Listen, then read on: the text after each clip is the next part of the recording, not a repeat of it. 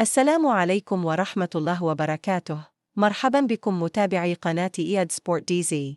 في هذا الفيديو الجديد سنتعرف على موعد وتوقيت والقنوات الناقلة لمباراة المنتخب الوطني الجزائري ضد منتخب بوليفيا في مواجهة ودية مهمة تندرج ضمن استعدادات الخضر للاستحقاقات القادمة وعلى رأسها كأس العالم 2026.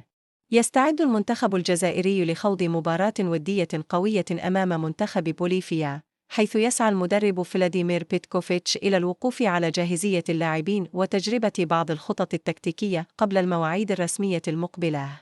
وتعتبر هذه المباراة فرصة مهمة للعديد من اللاعبين من أجل إثبات قدراتهم وحجز مكان لهم في التشكيلة الأساسية للمنتخب الوطني.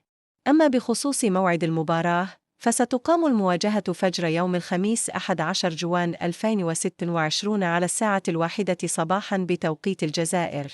وستجرى المباراة على ملعب أروهيد بالولايات المتحدة الأمريكية في إطار التحضيرات الخاصة بالمنتخبين. وبالنسبة للقنوات الناقلة، فمن المنتظر أن يتم نقل المباراة عبر القناة الجزائرية السادسة، كما يمكن متابعة آخر المستجدات والتغطية الخاصة بالمباراة عبر مختلف المنصات الرياضية.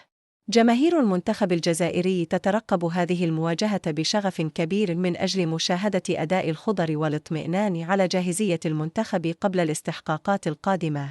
كما ينتظر الجميع ظهوراً قوياً من نجوم المنتخب وتقديم مباراة ممتعة تليق بسمعة الكرة الجزائرية. وصلنا الآن إلى ختام هذا الفيديو. إذا أعجبكم المحتوى فلا تنسوا الضغط على زر الإعجاب والاشتراك في القناة وتفعيل زر الجرس ليوصلكم كل جديد حول أخبار المنتخب الوطني الجزائري وكرة القدم عموماً.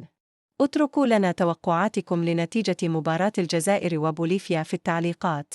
شكراً على المتابعة وإلى اللقاء في فيديو جديد إن شاء الله.